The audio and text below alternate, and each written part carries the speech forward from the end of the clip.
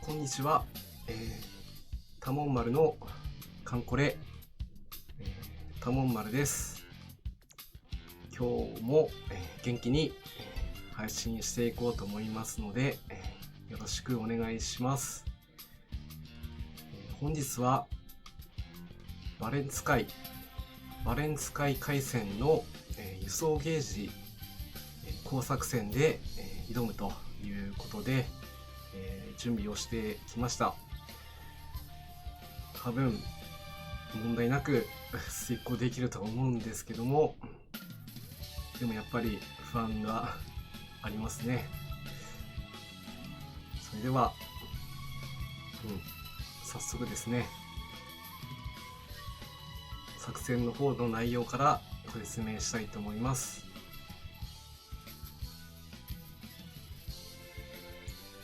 はい、空母9さん、今日も、初コメありがとうございます。本日は、こちらのバレンツ海ですね、輸送ゲージの作戦をやっていくんですけども、編成の方はですね、輸送護衛部隊で行こうと思います。KK さん、コメントありがとうございます。ゆっくり見ていっていただければと思います。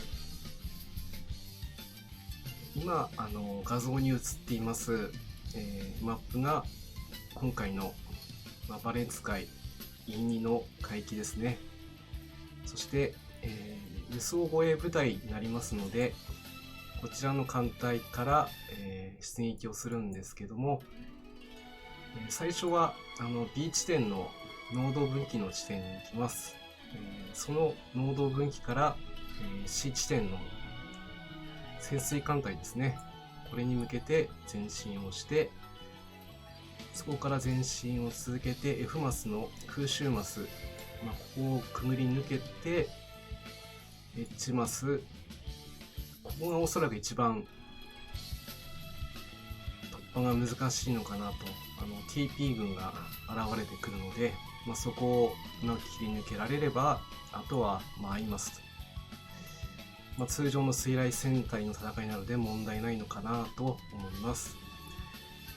そして、J マスで揚陸をして、K マスを通過、最後に N マスですね、ボスのマスに行くと、こういうルートになりますので、通常戦闘は水上戦で2回、対潜水艦戦が1回と空襲戦が1回なので、特に H マスだけ事故らなければ問題なくいけるのかななんて思ってはおります。それでは編成の方ですね、出していきたいと思います。出撃メンバーですね、ちょっと今回今回の、イベントが3段階の、イベントになってるんですけど、来週には最終回帰が公開されるということで、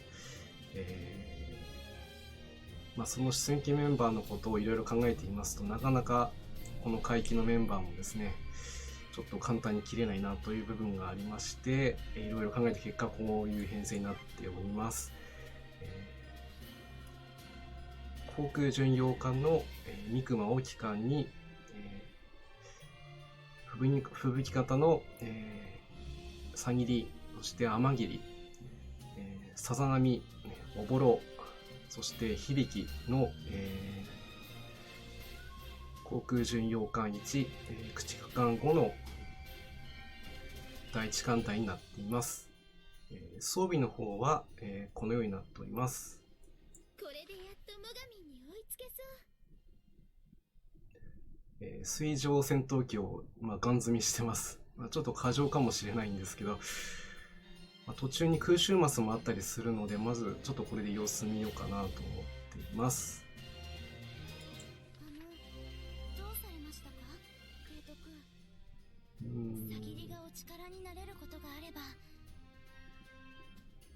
さぎりの方には、ちょっと様子見でドラム缶全部積んだりしてます。はい、行くかい？いいよ。はい、天霧も、同様にドラム缶を、3つ積んでるような状態で、ちょっと様子を見ようかと思います。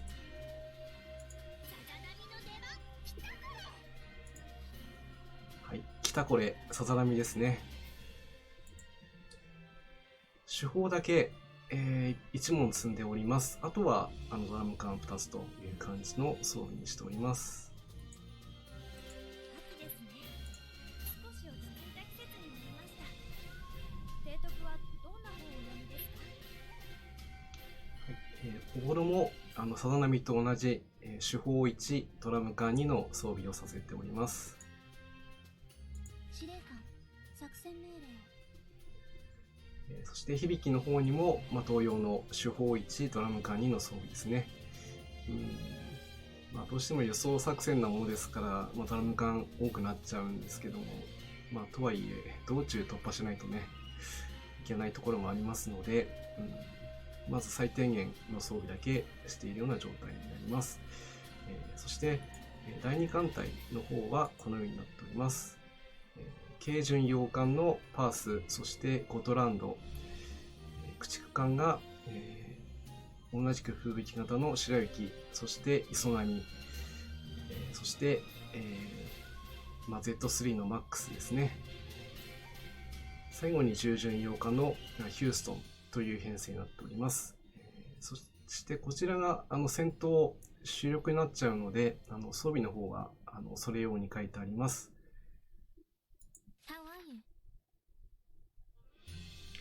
パースの方には対戦、一番最初は対戦戦闘になりますので、先制対戦本域ができるように対戦装備を完全にしております。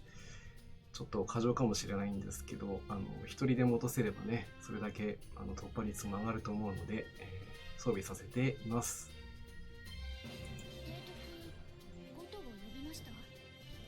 はい、そしてゴトランドも同様ですけれども、どちらかといえば本域戦メインの兵装になっています。手法2の、偵察機、こちらもどちらも補正が入っているので、おそらく命中、待てよ、ここは TP のことも考えた方がいいから、手法は小さい方がいいのかもしれないな。ちょっと変えましょうね、ここは。やっぱり小型の手法じゃないと当たらないことがよくあるので、ちょっと。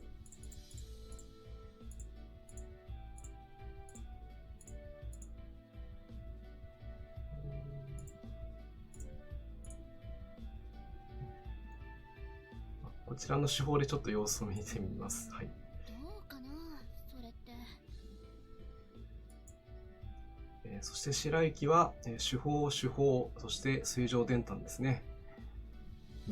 実は風引型の中では一番連度が高い白雪ですが、イベントで出るのは本当に久しぶりなので、今回は第2艦隊で出撃してもらいます。磯波も同じく手法、電炭ですね。連度はもう98まで上がっているので、十分活躍できると思います。マックスだけには対空カットインができる装備にしてあります。あとは水上艦の砲撃力も期待できるので、ちょっと後方の方から配置という感じになります。そして最後にヒューストンですね。手法、水上戦闘、偵察機という布陣で行ってみようかと思います。状況によってはまた装備とかいろいろ変更したりするかもしれないんですけども、基本的な編成はこんな感じでいきたいなと思います。それでは、支援艦隊の方も道中支援ですね、出していきたいと思っております。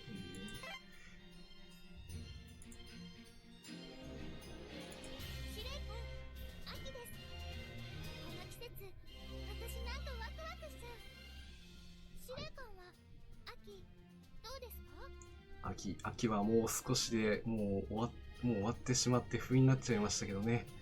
支援艦隊に帰還には神風、手法伝胆伝胆の装備で挑んでいきます。やだ、最近寒すぎ。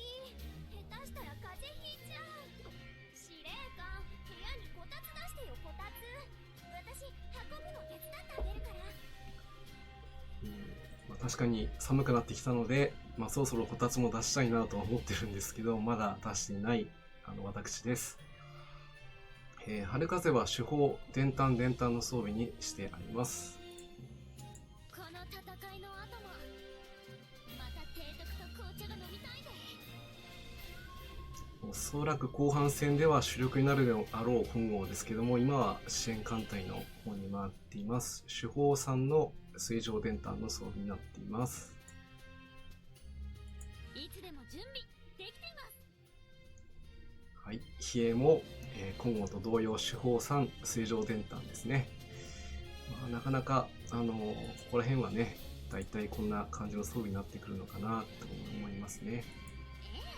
春菜がいいならお相手しましょう。はい、そして春菜も、手法3の水上伝胆装備ということになって、最後ね、関西機が落ちちゃいますから。はい、嫁館飛龍ではありますけども、なかなか今回正規空母の出番がねちょっとないのであれなんですけどね、水上爆撃機、艦上爆撃機艦上攻撃機2の対空伝胆という装備で、支援の担当をしてもらいます。以上の艦隊編成で、今回の予想ゲージに臨みたいと思います。だいぶ説明長くなっちゃったんですけどもね、この海域は基地航空隊がちょっと使えないので、艦隊だけでなんとかしないといけないので、情報ではそんなに難しくはないというふうは聞いてはいるんですけども、でもやってみないとやっぱり分かりませんので、十分準備をしてきたつもりではいます。第2作戦海域作戦要項です。本作戦の主眼は輸送作戦です。さあ、では難易度の方は高作戦ですね、選んでいきます。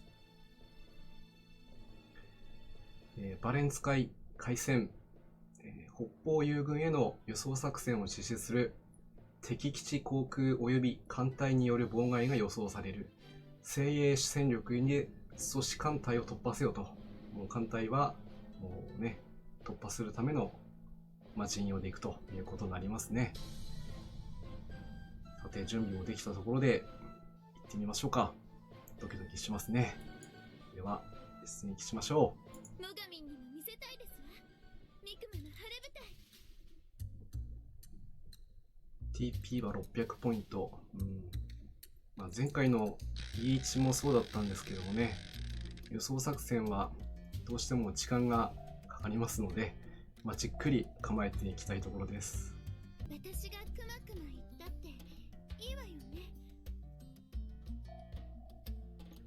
では、第4警戒航行所ですで、突破を図りたい。最低 A 勝利しないとね、せっかくここまで運んだのも意味がなくなってしまうので、さあ、いけるかな。そして砲撃戦です。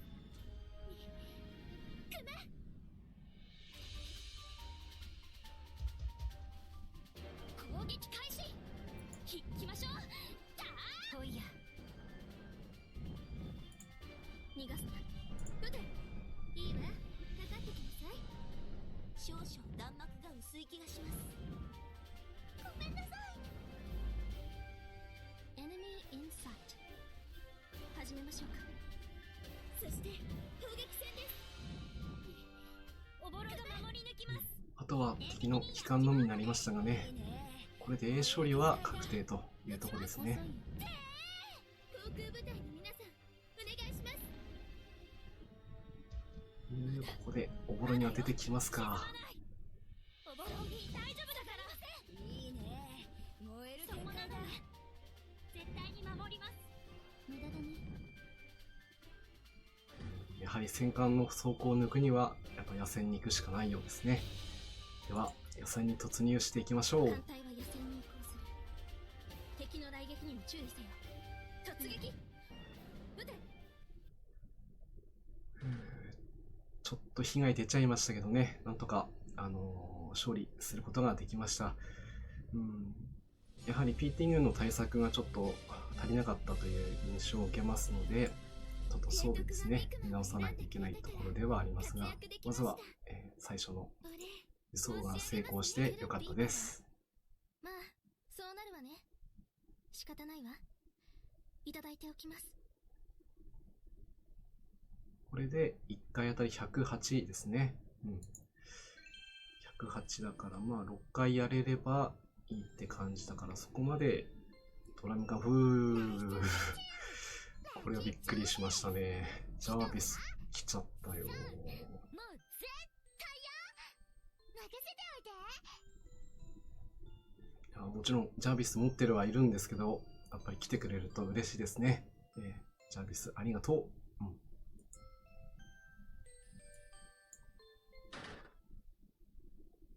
艦隊が無事に帰還できました。よかった。ではちゃんとねロックしないとねいけませんね。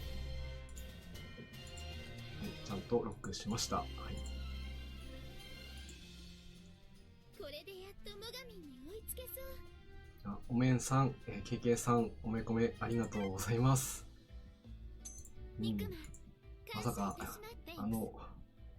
苦労をして味方にしたジャービスが出てきてくれるとは、これは運が向いてきたのかもしれないんですけども、まあそういう風にね気持ちがこう上がっていくことが重要だと思うのでね、本当に、来てくれて嬉しいと思います。大変申し訳ありません。先に少しだけ下がらせていただきます。そして先ほどねちょっと命中がかなり苦戦しちゃったのでね、どうしようかな。じゃあちょっと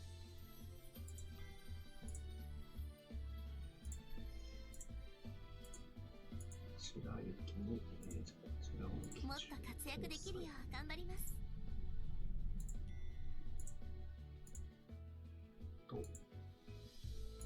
ちょっとここに、機銃を、搭載させて、もっと頑張れるでしょうか。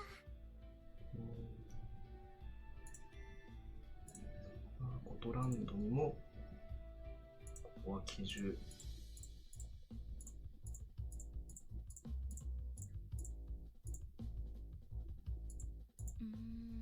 どうかなそれって。これ以上落とせないしな。マックスには対空か。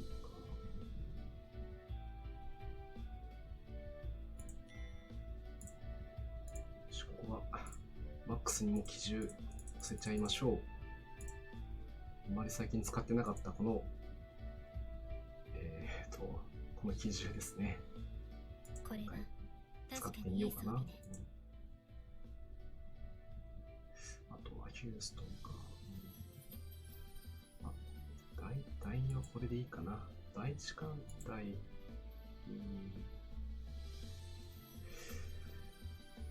水上爆撃機。じゃあ1スロットだけ水上爆撃機を搭載させてみようかな。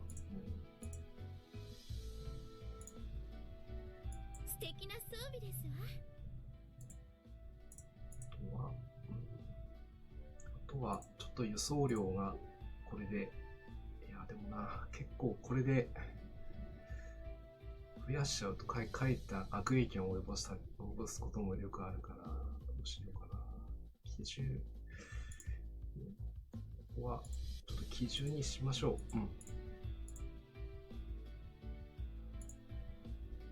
う。せっかくあるんでね、この装備に変更して、や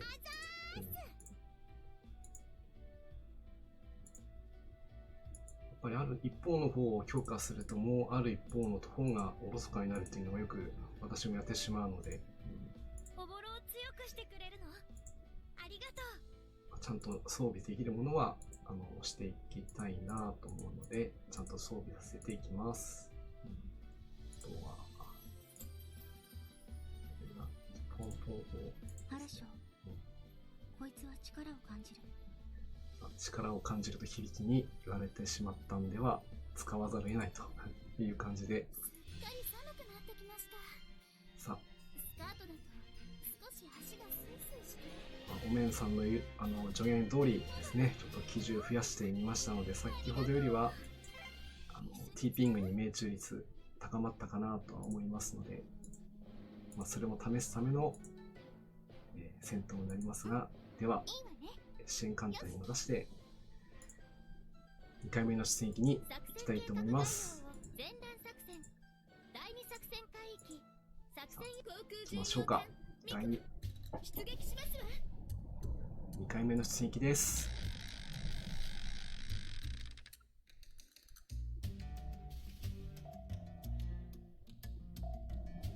がくまくま言ったっていいわよね。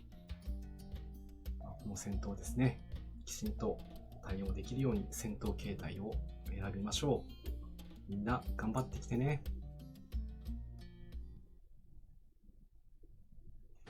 さあミクマの立体的な航空砲雷撃戦始めますわ。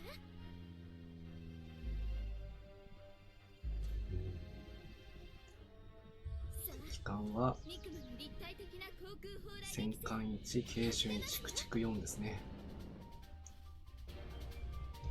戦闘形態は反抗戦。相手の初段は外れて、いや、こちらがかわしたというべきでしょうね。いいですね。こちらの攻撃がきちんと当たっています。しかしながらライン機戦で2発。ヒューストン、そしてマックスもちょっとダメージ入っちゃいましたけどね。でもこれであとは残すは敵機関のみということになっています。さあ、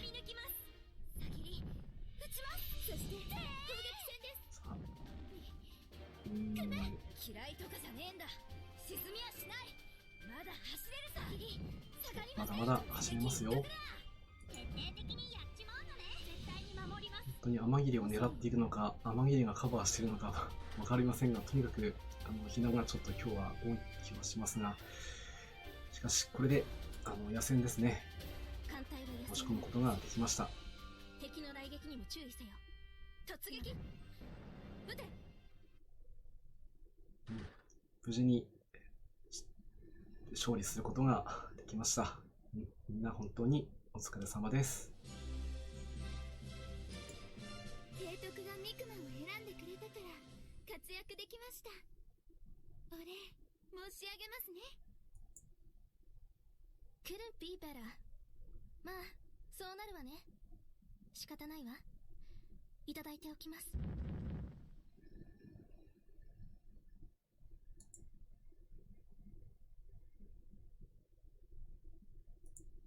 はい、これで本輸送作戦ですね、完成することができました。出てきましたね。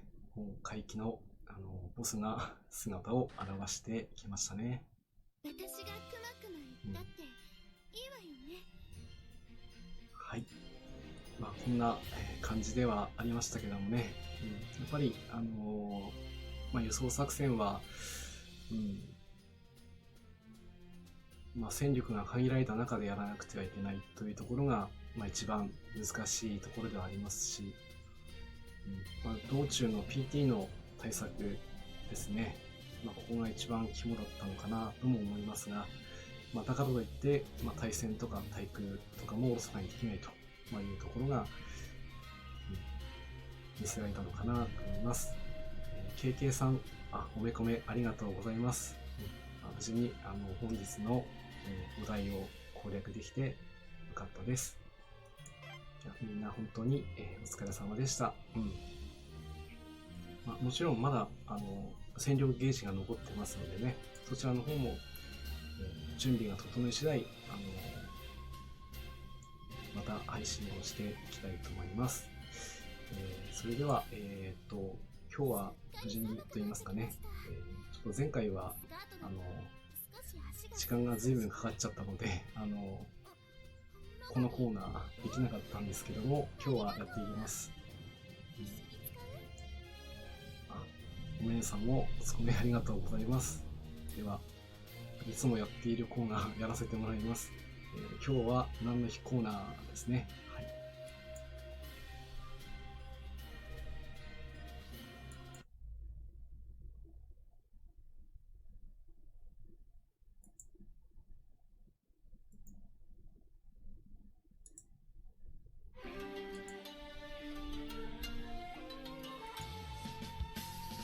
はい。こちらの、今日12月6日ですね、ラジオアイソトープの日となっております。ラジオアイソトープの製造に使われるサイクロトロン、核粒子加速装置を開発した物理学者西名義雄博士の誕生日ということになっております。西名博士は日本の量子力学の拠点を作ることに尽くし、宇宙船開発、加速器関係の研究で業績を上げました。日本の現代物理学の父とも呼ばれているので有名だと思います。ラジオアイソトープは特別私たちの日常でも使われている技術で、放射性医療品を用いて、臓器の血流や機能を調べたり、甲状腺に吸収されやすい要素の放射性同位体を利用してがんの治療をしたりと、いろいろな用い入れ方をしています。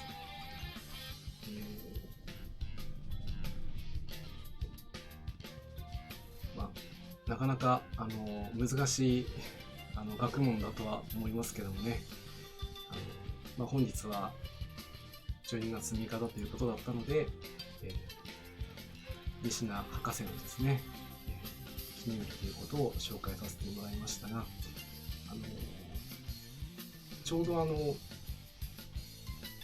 当時はといいますかね、カンコレの世界と似ているところとしては、原爆開発ですね、こちらをできないかということを博士に相談をしたそうなんですけども、現実的には、開発は今回の戦いではね、使用できないだろうというふうに結論を付けられてはいたんですね。しかし、1945年の夏に、広島と長崎攻撃を受けた時には、すぐにこれが何だあるかは博士にはすぐ分かっていたそうで、その現地にですね、すぐ調査を出かけたというような逸話もありました。今日はそういう西野義雄さん博士の誕生日を紹介させていただきました。それではですね、いよいよ次回は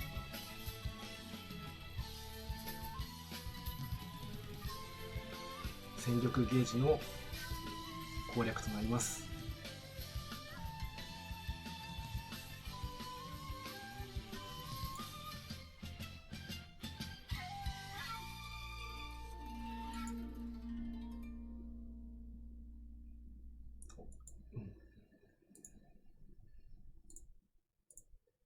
なかなか私も投稿ペースがあまり早い方ではないので、次回は早いうちに準備が整い次第配信をしたいと思いますので、たもん丸のカンコレたもん丸です。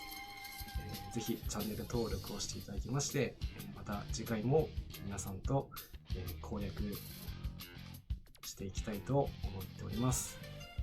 それでは、本日はここまでということになりますので、また次回もお会いいたしましょう。では、皆さん、お元気で、じゃあね。